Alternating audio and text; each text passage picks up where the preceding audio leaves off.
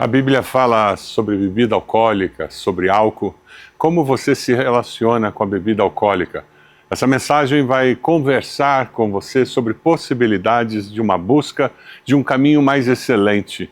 Embora seja uma droga legalizada na nossa nação, como você, discípulo de Jesus, discípula de Jesus, tem se comportado? Você chega à embriaguez, você se permite ter momentos em que você toma um pileque? Ou quem sabe você diz, não, eu bebo socialmente. Algumas ocasiões, apenas uma taça de vinho, uma latinha de cerveja, nada mais do que isso, e com muita tranquilidade você administra isso, ou quem sabe você escolheu a abstinência como um caminho mais excelente para evitar que você corra o risco de um dia vir a se embriagar ou mesmo conduzir outros a esse caminho da embriaguez. Essa mensagem vai conversar sobre isso, mostrando princípios bíblicos que podem ajudá-lo a tomar a decisão acertada para a sua vida, para abençoar a sua vida, a sua família e aqueles que estão ao seu redor. O assunto faz parte de uma série de mensagens éticas que nós estamos fazendo. Começamos domingo passado, terminamos hoje, e o tema hoje é a Bíblia e o álcool, a Bíblia e a bebida alcoólica. Eu não quero ofender ninguém, muito menos passar uma visão moralista sobre o assunto. Por favor, não me entendam mal. Eu quero aproveitar esse momento para nós conversarmos sobre esse assunto e sobre como a Bíblia fala sobre essa temática de bebida alcoólica. Como nós, discípulos de Jesus, podemos e devemos nos comportar com relação ao álcool. Tudo isso tem que ser ouvido, tendo em mente o amor de Deus. Romanos 5:8 nos diz que Deus nos amou primeiro. E Deus nos amou a ponto de enviar o seu único Filho para ser o nosso Salvador.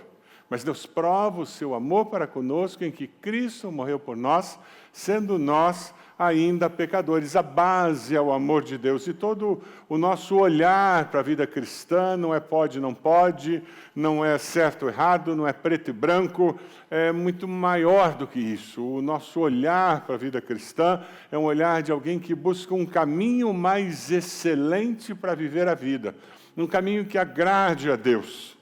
Nós precisamos, como discípulos de Jesus, refletir uma ética em que a nossa razão de vida seja viver para a glória de Deus. E o referencial ético que nós usamos para tomar decisões é a palavra de Deus, que é a verdade absoluta. Então, quando nós pensamos em álcool, em bebida alcoólica, a gente pode olhar um pouquinho para a história e nós precisamos entender que, na antiguidade, as bebidas fermentadas eram o que era conhecido. Desde Noé. Lembra da história de Noé, da bobagem que ele fez? Desde Noé que bebida fermentada existe e é utilizada. Foi lá pela Idade Média que surgem as bebidas destiladas. Jesus, então, ele transforma a água em vinho. Paulo manda Timóteo tomar um copo de vinho para o estômago. E a bebida fermentada era utilizada pela sociedade, mas na Idade Média ocorre o surgimento da bebida destilada. E aí a coisa começou a ficar complicada mesmo. Historicamente, os problemas com o álcool se tornam muito mais graves e, a partir desse período, a coisa começa a ficar complicada. Porque o uso do álcool é um problema na sociedade. O álcool é uma droga que afeta a consciência. Eu li a entrevista de um psiquiatra em que alguém pergunta qual é a porta para as drogas maiores que nós conhecemos. E a resposta dele é muito objetiva. A porta de entrada para as maiores drogas é uma droga legalizada, que se chama álcool.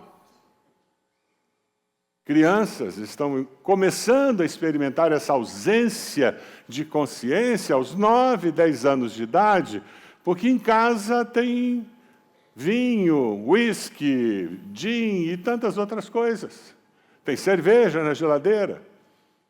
E o que acontece é que muitas vezes elas estão desassistidas e muitas vezes os pais não percebem. A Bíblia fala claramente sobre as questões relacionadas ao álcool e dá algumas orientações para nós. É muito importante que a gente tenha em mente e, com tranquilidade, a gente diga o que a Bíblia pode falar sobre esse tema. Nunca parei para pensar sobre isso. Mas enquanto nós conversamos sobre esse tema, eu queria que você tivesse em mente que nós não estamos falando de pode, não pode, certo, errado, preto e branco. Nós estamos falando de como que eu busco uma vida num patamar de mais excelência, de mais busca da presença e da ação de Deus na minha vida. Nós vamos conversar sobre alguns conceitos. E o primeiro deles, aqui você vai entender claramente qual é a minha posição. O primeiro deles é que a abstinência é apresentada na Bíblia como uma posição ideal com relação ao álcool. É isso mesmo. Por causa das dificuldades que existem, você encontra, mesmo naquele tempo que era apenas bebida fermentada, em várias situações na Bíblia, situações em que uma pessoa que tinha uma tarefa especial, ela era recomendada a não consumir álcool. Os nazireus, por exemplo, eles optavam por não tomar álcool. Por exemplo, Daniel, e é um texto bem conhecido, quando ele vai para o cativeiro, e ele resolve firmemente não contaminar-se com as iguarias do rei, nem com o vinho que ele servia. E nós encontramos João Batista, que veio preparar o caminho do Senhor. Ele tinha uma tarefa muito importante. E uma das determinações com relação a ele, que teria essa tarefa tão importante, era que ele não consumisse algo. A Bíblia reconhece os perigos do álcool. E talvez antes de nós falarmos da Bíblia reconhecendo os perigos do álcool, talvez nós pudéssemos entrar no Google e colocar alcoolismo. E isso poderia nos levar a começar a tirar o óculos cor-de-rosa. Essa é uma das maiores dificuldades que nós enfrentamos na nossa sociedade. Quando nós falamos sobre álcool, todos nós vestimos um óculos cor-de-rosa, porque é uma droga legalizada, assim como o cigarro é uma droga legalizada. Ontem eu fazia um exercício com o meu sermão, conversando com uma pessoa, e foi uma experiência muito interessante, porque eu comecei a falar sobre estatísticas, informações, e toda vez que eu falava sobre alguma dificuldade gerada pelo álcool, a pessoa dizia, não, mas tomar 2 latas de cerveja não faz mal, não faz mal a ninguém, não. Não, e também tomar uma garrafa de vinho, que isso? Ninguém sai caindo por aí tomando uma garrafa de vinho. E era muito interessante que eu falava e a pessoa, a sensação que eu tinha que eu estava falando e aquilo passando, tudo que eu falava passava pela pessoa, e nada parava, porque os óculos dela eram cor-de-rosa com relação ao álcool.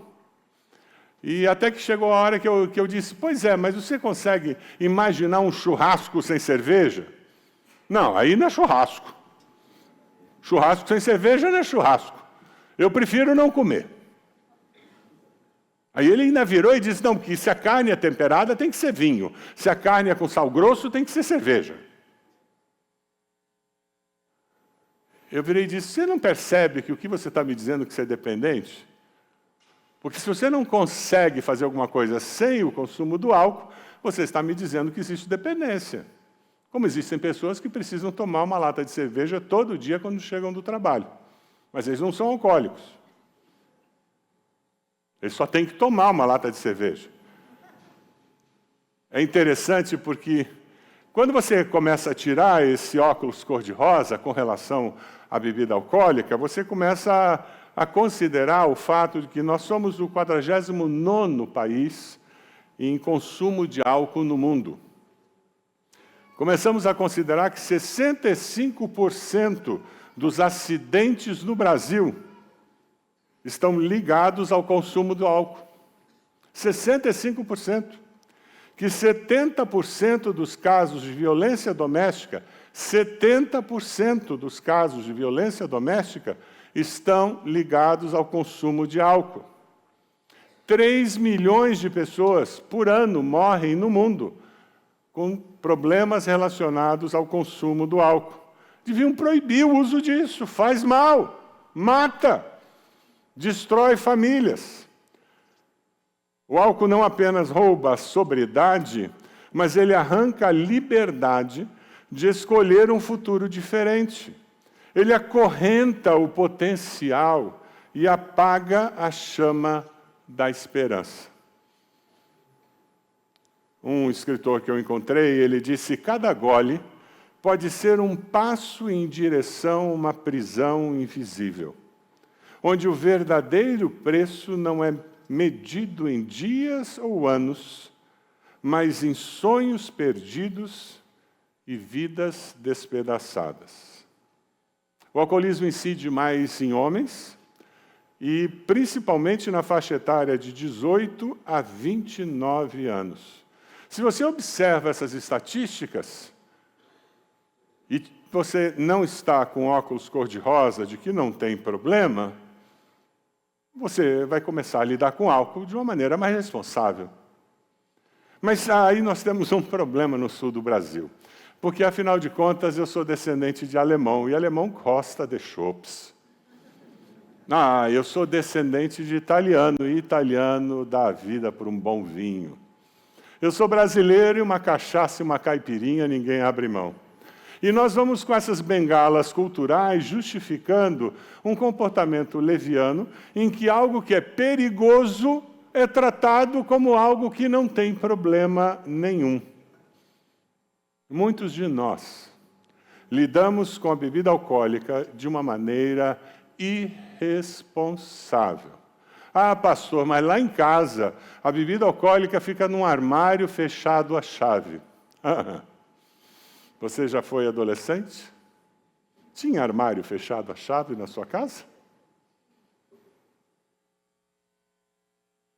A maioria dos adolescentes começam a beber em casa. Porque os pais têm aquele bar, porque os pais têm aquele armário, tem cerveja na geladeira, e eles ficam sozinhos, gente. E pior, alguns deles começam a beber com os pais. Eu conheci uma família, descendente de alemão, que o menino com 1 ano e meio de vida, eles colocavam cerveja na mamadeira. Com uma naturalidade como se estivesse colocando chá. Mas a bengala cultural dizia que não tinha problema. Provérbios 21 nos diz: quem bebe demais fica o quê? E caçoa dos outros. Alguém aqui já viu alguém que bebeu demais fazer isso? Ficar barulhento e caçoando dos outros? Quem bebe demais fica barulhento e caçoa dos outros. O escravo da bebida nunca será sábio. É esse o risco. A hora em que nós tratamos a bebida alcoólica com naturalidade, ela faz parte da nossa vida doméstica, ela participa da nossa mesa, ela participa da nossa vida, nós corremos esse tipo de risco. E Provérbios 23, ele nos alerta. Vamos ler juntos? Não fique olhando para o vinho que brilha no copo com a sua cor vermelha e desce suavemente, pois no fim ele morde como uma cobra venenosa. Você verá coisas esquisitas e falará tolices. Alguém aqui já falou tolices porque tomou algum álcool? Levanta a mão. Eu já. Levanta a mão, bem alto. Não tem vergonha não. Tinha que ter vergonha antes. É o que a Bíblia fala. É interessante, o que você faria se você encontrasse uma cobra venenosa na sua casa? Você ia guardar no armário? Bem bonitinha? Ia botar chave para o filho não pegar? Ou você ia ensinar seu filho a brincar com a cobra para que ele saiba controlar-se na brincadeira? É isso que nós fazemos. Eu vou ensinar meu filho a lidar com essa cobra. O óculos cor-de-rosa nos impede de perceber o risco, o perigo. Eu conheço pessoas que tomam meia taça de vinho. Conheço há anos e nunca os vi além de meia taça de vinho. Mas ensinaram seus filhos. E eu já vi esses filhos alcoolizados. Aprenderam a beber com quem? Com papai, em casa. Quem garante que o gene do alcoolismo não passou de uma geração para outra? E mais,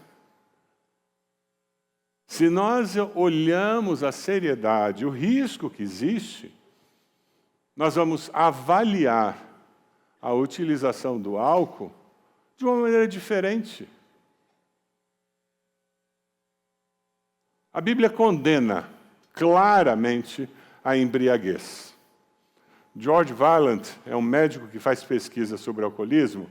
Ele diz que o alcoolismo é um problema de dimensões trágicas e ainda subdimensionadas. Você sabe por quê que nós não ouvimos sobre todas as tragédias provocadas pelo alcoolismo? Poder econômico. Nós estamos falando de bilhões que estão envolvidos com a indústria do álcool. Não existe interesse em que você saiba de todas as mazelas causadas na sociedade por causa do alcoolismo. Quantos aqui já tiveram alcoólico na sua família? Mantenha a mão levantada. Mantenha a mão levantada. Agora você olha para o lado. Essa cena tem que ser vista. Vocês percebem o problema. Percebe o problema. O tamanho do problema. A gravidade do problema. O maior dano do alcoolismo é a destruição de famílias inteiras. Esse é o maior drama do alcoolismo. Quando nós pensamos no alcoolismo, a gente pensa no bêbado na sarjeta, não é verdade?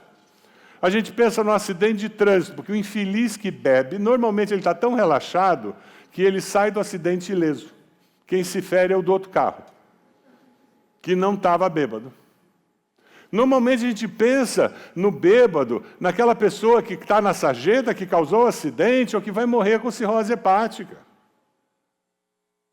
Mas nós não pensamos naquela esposa que sofre com o marido alcoólico, fazendo escândalo, que ela tem medo de ir para a festa da família porque ela não sabe se esse ano vai ter de novo aquele escândalo. A gente não pensa nos filhos, que são criados num ambiente de insegurança, de terror, de vergonha. Estados Unidos, 50% das crianças que são atendidas nos serviços psiquiátricos, elas vêm de famílias com alcoólicos. 50%. Nós não estamos falando sobre o pode e não pode. Você percebe isso? Nós estamos falando do que é mais excelente, da melhor opção, de como construir uma sociedade melhor, uma família melhor. A nossa postura com relação à bebida alcoólica tem esse impacto de construir uma família melhor, uma sociedade melhor. O apóstolo Paulo, ele fala sobre isso. Eu posso todas as coisas, eu tenho liberdade. Mas nem todas? Nem todas? É sobre isso que nós estamos falando. Se a minha vida cristã é tão rasa que eu só faço o que é proibido, eu não entendi o que é ser discípulo de Jesus. Eu tenho que buscar excelência, algo mais. O nosso problema nos dias de hoje é que o nosso conceito de vida cristã anda muito aquém do que deveria. As nossas escolhas não são escolhas para buscar um caminho mais excelente. Nós buscamos conveniência. George Vaillant, ele afirma que primeiro o homem toma a bebida e depois a bebida toma o homem. Primeiro o homem toma a bebida e depois a bebida toma o homem. Thomas, chega aqui com a Patrícia, por favor. Thomas é um irmão querido da nossa igreja, que aceitou ouvir testemunhar, contar como é que foi essa história na vida deles. Thomas chega aqui na nossa igreja, começa a frequentar o culto de quinta. E o que acontece naquele culto, Thomas? Bom dia a todos os irmãos. Pastor, hoje eu posso tomar a liberdade de tirar o meu óculos, que eu não tenho mais óculos cor-de-rosa hoje, né? Amém. Eu numa quinta-feira estava no culto, minha esposa orou por 9 anos para minha salvação. Agradeço a você, amor, confiar e se dedicar tanto, né? E eu muitas vezes, quando chamavam para vir aqui na frente para orar, os pastores, né? Para o meu filho, Alexandre, de 15 anos, naquele tempo ele estava com 12, né? Com 8, né? Ele vinha na frente e sempre pedia oração. E eu comecei com uma taça de vinho em casa, comecei a beber com uma taça de vinho, depois passei para aquela taça um pouco maior que eu sei que tem 650 ml, quase 1 litro, né? Depois desses 650 ml eu fui para 1 litro, fui para 2 litros, fui para 3 litros e chegou numa sexta-feira à noite que eu estava sentado no sofá e eu tinha bebido 4 litros de vinho. Eu não sei o que é vinho, digamos aí, esses vinhos mais caros, mas eu era, digamos assim, do vinho de colônia. Cheguei a comprar 5 garrafões de vinhos no mês eu tomava, né, amor? Até já faziam até o vinho para mim, né? Que diziam que era o vinho do padre, uma pessoa dizia que era o vinho do padre, que, né? Era um vinho mais encorpado, segundo dizer, ele não podia nem ser vendido por causa do teor alcoólico. E com isso estava destruindo a minha família, estava destruindo a minha vida, através de muitos problemas. A gente tem uma empresa, eu descontava na bebida, né? Você acha que você quer esquecer do problema, mas na verdade você está arrumando mais problema, porque eu estava perdendo a minha esposa, estava perdendo a minha paternidade, estava perdendo totalmente a credibilidade, que é uma coisa que você vem a perder, porque você judiando da tua família, você está perdendo a tua credibilidade. Então, o pastor Edmilson, comecei a vir, sempre conversar com ele toda semana, e uma vez o pastor Edmilson chegou para mim e falou: Thomas, eu tenho uma coisa para te falar. Eu falei: fale, pastor, né? Ele falou: todas as vezes que o teu filho, Alexandre, vai lá na frente pedir a intercessão dos intercessores, ele pede para o pai dele parar de beber. Uma criança de 8 anos de idade dizer que ama o pai dele, mas o pai dele, quando bebia, o pai dele era muito chato. Isso, para mim, foi um basta. Já faz... eu primeiro me libertei da bebida, depois eu, com a graça de Deus, desci as águas. Eu primeiro quis me libertar da bebida, né? Para mim, depois desci as águas, me batizei e tudo. E falo para vocês, muitas pessoas andavam comigo por causa da bebida. Eu dou exemplo, meu sogro mesmo. A gente, quando vai receber uma pessoa em casa, a gente quer agradar aquela pessoa. Se você sabe que ela bebe um uísque, você vai oferecer um uísque para ela. E o meu sogro era uma pessoa também que eu sabia que ele gostava muito de beber pinga, eu comprava sempre a pinga que ele gostava.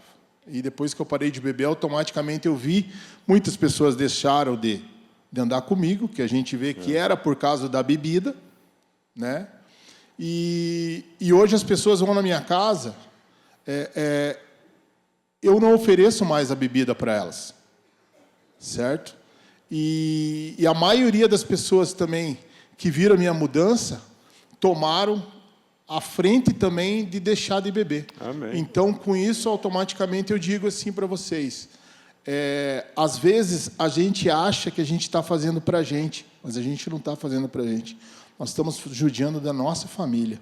E judiar da família não tem perdão maior, porque a gente, além de estar se judiando de nós, o pior é no outro dia você estar sóbrio e você lembrar que você está judiando a tua família. É verdade. Com isso, meus irmãos, eu digo para vocês, o pouco se torna bastante. Então, a melhor forma que tem é cortar totalmente. Muito obrigado. Um bom domingo a todos. Obrigado, Tomás. Deus abençoe. Glória a Deus, porque tem pessoas que... Deixa eu pegar meu óculos, senão E leva o microfone lá para a Patrícia. Glória a Deus, porque nós temos pessoas em nossa igreja vivendo essa transformação. Nós temos, na segunda-feira, o Grupo Resgate, que é o Amor Exigente, que trabalha com familiares de dependentes, tanto dependentes químicos, como também de álcool. Se você está vivendo esse momento, tem alguém que você ama, que está passando por essa questão de dependência, venha na segunda noite, para que você esteja forte e você possa ajudar essa pessoa de fato. Temos o CR, o Celebrando a Restauração, que funciona na segunda também, para você estar encontrando caminhos de sair da dependência química ou de apoiar alguém que está passando por dependência química. Na realidade, gente, nós, como igreja, estamos tentando ajudar aqueles que precisam de apoio para que encontrem a liberdade que é em Cristo. Mas a minha preocupação são aqueles que não entendem, que precisam se libertar, porque ainda com óculos cor-de-rosa dizem: eu controlo, eu dou conta disso. Isso não é perigoso. Eu dou conta dessa cobra, eu guardo ela, ela é de estimação. E é interessante que 1 Coríntios fala sobre essa questão de álcool também, embora a gente normalmente não preste atenção nesse texto. 1 Coríntios 6, 9 e 10 diz assim: com certeza vocês sabem que os maus não herdarão o reino de Deus. Não se enganem, não herdarão o reino de Deus os imorais, os que adoram ídolos, os adúlteros, os homossexuais, os ladrões, os avarentos, os bêbados, os difamadores, os marginais. É interessante que eu já ouvi muita gente citando esse texto para falar sobre a homossexualidade. Você já viu sobre o homossexual?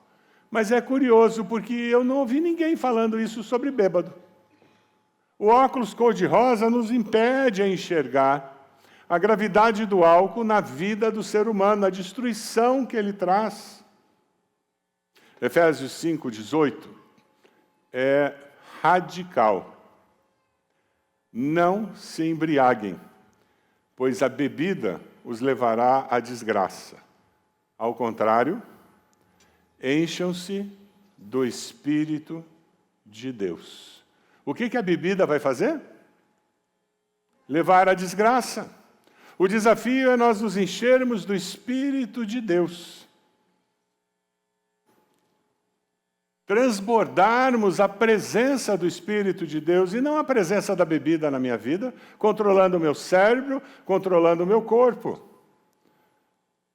Portanto, tenham cuidado, diz 1 Coríntios 8, 9, tenham cuidado para que a liberdade de vocês não faça que os fracos na fé caiam em pecado. Você já pensou, se o seu consumo de álcool destruir a vida de alguém que você ama? Você quer ser o instrumento, ser o exemplo que fez com que a porta da droga fosse aberta na vida de alguém que você ama? É sobre isso que nós estamos falando, gente. Não, pastor, não é terrorismo. Não, não é terrorismo. Eu estou falando sobre uma realidade nua e crua e sobre a força que o álcool tem. A hora que eu falei sobre alcoolismo na família, vocês viram a quantidade de mãos levantadas.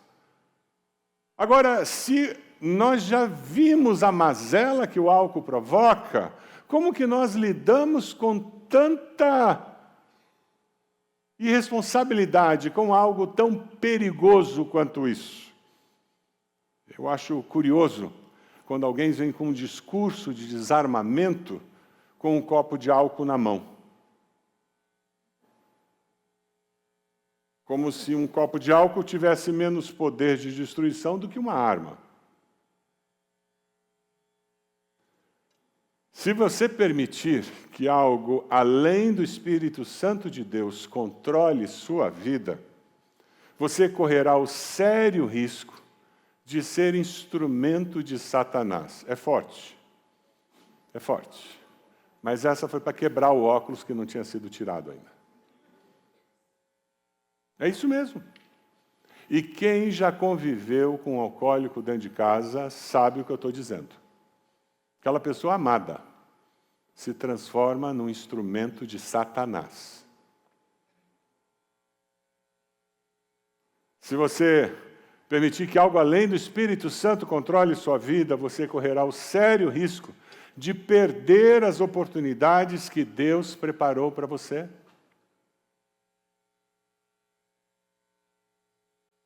Porque a vida vai passar, e entre um porre e outro, você está se recuperando apenas.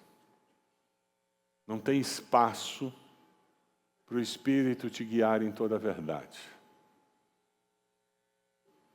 Se você permitir que algo além do Espírito Santo de Deus controle a sua vida, você correrá o sério risco de viver menos do que Deus planejou para a sua vida. Você quer viver menos do que Deus tinha em mente quando Ele criou você, quando Ele salvou você? Eu espero que não. Alguns anos atrás, eu ouvi alguém explicando sobre o nosso relacionamento com álcool de uma maneira muito interessante. E eu queria compartilhar com vocês aqui. Essa pessoa disse que todos nós, quando nós falamos sobre álcool, todos nós estamos assentados em 3 cadeiras. 3 cadeiras. A primeira cadeira é a cadeira da abstinência. Não tomo álcool. Álcool, não tenho álcool na minha casa, não uso álcool, não aceito álcool. Eu recentemente fui a um lugar e me ofereceram champanhe. Aí depois me ofereceram vinho. Aí a coisa é complicada para mim. Eu sou neto de português. E foi uma das coisas difíceis para mim quando eu tomei a decisão de ser abstêmio. Até hoje, de vez em quando, eu tenho que parar e pensar e dizer, não, a decisão está tomada, sai para lá. 3 cadeiras. Abstinência, beber socialmente e a cadeira da embriaguez. Ah, pastor, é só uma vez por ano, no final do ano, então é naquela cadeira que você senta. Deixe o slide permanente aí, por favor. Cadeira da embriaguez. Se é uma vez por ano, é só quando eu me formo num curso, aí eu encho a cara. Cadeira da embriaguez. Quais são as 3 cadeiras que você... Tira o xizinho lá, o vermelho, por favor. O pessoal lá está indo adiante de mim. Tem as 3 cadeiras. A pergunta é, em qual delas você está sentado? Por decisão, em qual delas você está sentado? Se você está sentado na cadeira da embriaguez, sai dela. Se você é discípulo de Jesus, ela não pertence a você. Em nome de Jesus, sai dela. O pior é que eu já encontrei discípulo de Jesus que está naquela cadeira. Você conhece?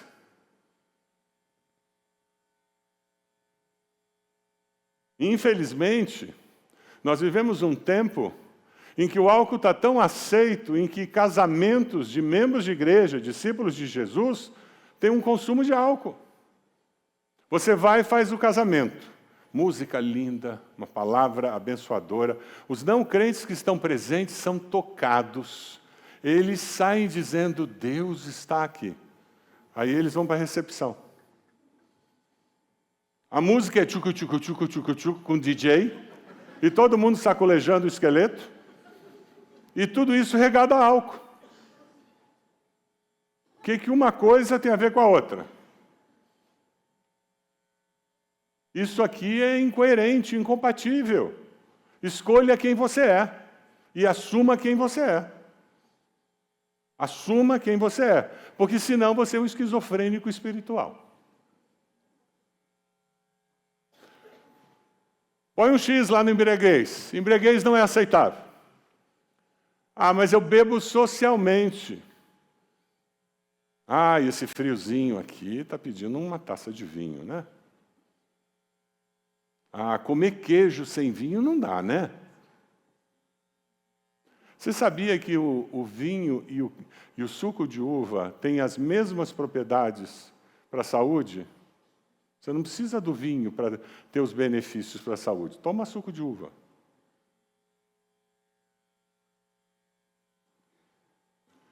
Se você bebe socialmente, aí você diz, mas eu não encho a cara. Tem aquilo que eu falei, tá bom, se você não tem essa possibilidade, mas... Eu conheço uma pessoa que ele bebia socialmente. E questionava, uma vez que eu preguei, que eu expliquei isso para ele, ele disse, não, de jeito nenhum, eu sou controlado. E é verdade. Naquela época da vida. Ele hoje tem um filho alcoólico, e que partiu para outras drogas também. E ele passou pela meia-idade. A gente muda na vida, não muda? A vida teve algumas coisas diferentes. Adivinha quem é que está tendo problemas com álcool? Ele mudou de cadeira. Sabe por que ele mudou facilmente de cadeira quando os problemas surgiram? Mostra o próximo slide. Quem que está mais distante da embriaguez? Abstinência ou bebe socialmente? Abstinência. Bebe socialmente está do lado. Divórcio apareceu, desemprego apareceu, briguei com minha esposa, com meu esposo. Meu filho isso, minha filha aquilo. Aí eu vou tomar uma taça, de uma taça vira duas, aumenta a taça e vira um garrafão. Ele não sentou um dia e disse, eu vou me tornar um alcoólico. Não, ninguém faz isso. Eu vou encher a cara. Alguns fazem. Alguns fazem. Mas a maioria não, estou só celebrando, só me alegrando. E quando vê, pode botar o X ali no socialmente. Essa aqui é o lugar mais excelente. É o lugar mais seguro. Você quer, de fato, viver uma vida cristã em que você está procurando um patamar diferenciado de vida cristã, de agradar a Deus, de promover a glória de Deus? Abstinência. Pasmem, você vai ser feliz. Sabia? Existe vida longe do álcool. Dá para receber visita em casa e não tomar álcool. Meu sogro tinha da igreja dele, eles faziam um evento de homens na chácara dele, e não tinha álcool, tinha churrasco, tinha piscina, tinha palestra, e uma vez eu dei carona para 2 convidados, e a conversa deles disse, caramba, rapaz, 11 horas da noite, passamos a noite aí, foi tão divertido, tão bom, estou vindo com os negócios para pensar sobre a minha família, e a gente não bebeu nada, né? Eles estavam admirados, que foi um tempo bom, e não beberam nada. E é isso mesmo. Sabe por que a gente não precisa de álcool para se alegrar? Porque o Senhor é a nossa alegria, amém? É por isso que eu não preciso. Na vida cristã, nós já abrimos mão de tantas coisas para promover a glória de Deus, para o nosso crescimento espiritual, não é verdade? Agora, por que essa eu fico me agarrando no óculos cor-de-rosa, dizendo que essa não? Eu tenho 2 desafios para você como pessoa. O desafio de optar conscientemente pela opção mais segura, que vai trazer a maior glória possível para o nome de Deus, a abstinência. O desafio de você rejeitar o orgulho espiritual, de olhar para quem bebe e dizer, você... Eu não sou melhor do que alguém que bebe. Não. Pelo menos eu não tenho o bafo da bebida. E não gasto o dinheiro que ele gasta com bebida. Eu posso dar oferta para missões. Eu não olho para a pessoa com desdém, mas uma coisa eu digo, eu encontrei um caminho melhor. O desafio para nós, como igreja, é ser voz profética nessa sociedade que se engana dizendo que não tem problema porque é legalizado. E agora querem legalizar maconha, é a mesma coisa. Uma coisa é usar o princípio ativo como remédio. Os nossos remédios são princípios ativos de planta. Outra coisa é legalizar maconha, para ficar doidão. Aí é outra coisa. Providenciar meios de recuperação para quem está preso. Aqui no primeiro culto, um casal frequenta um AA. Estão em nossa igreja. Lutando. Sabe por quê? Alguns fazem assim, não bebo mais. É que nem cigarro, alguns fazem assim, não fumo mais. Outros põem o pet de nicotina, vão para psicólogo, fazem terapia, leva anos para se libertar do infeliz do cigarro. E não pode sentir o cheirinho da fumaça. Eu conheci um irmão da igreja que há mais de 20 anos não colocava álcool na boca. Ele se converteu alcoolizado. E nós passamos e tinha uma propaganda de bebida alcoólica. Ele virou e disse: pastor, há mais de 20 anos, o senhor não vai acreditar, estou com a boca cheia de saliva. Só de ver a propaganda, eu estou aqui salivando. Mas eu já repreendi em nome de Jesus, porque eu sou de Jesus. Nós temos que levar a sério e ajudar essas pessoas a se recuperarem. É por isso que nós temos o CR, é por isso que nós temos o Grupo Resgate na segunda. E apoiar os familiares para que eles possam ter o apoio necessário para vencer. Eu recomendava, entre os 2 cultos, conversando com uma irmã, eu disse: você precisa ler o livro Limites Cara a Cara. Se você não leu esse livro, compre na livraria e leia. Limites Cara a Cara. É um livro muito bom para ajudar uma pessoa que tem que ajudar alguém envolvido com drogas, com alcoolismo, porque você coloca limites. Eu não vou deixar que você me sugue para dentro do buraco que você resolveu se meter. Eu amo você, eu quero ajudar você, mas você não vai me puxar para dentro desse buraco. Porque eu tenho vida. E eu tenho essa vida em Jesus, e eu vou viver essa vida aqui. E a minha família vai viver essa vida. Você quer ir para o buraco? Vai. A hora que você quiser sair de lá, a gente joga a cordinha e traz você. Mas se eu cair dentro do buraco, aí nós vamos ter que procurar alguém para jogar a cordinha. Que alegria você ter ficado conosco até aqui. Eu peço agora que você se inscreva no nosso canal, dê um like. E se você tomou uma decisão na sua vida, entre em contato conosco. Nós gostaríamos de fazer parte da história da sua vida e encontrar maneiras de abençoar você e a sua família. Muito obrigado por estar conosco até aqui. Que Deus abençoe você.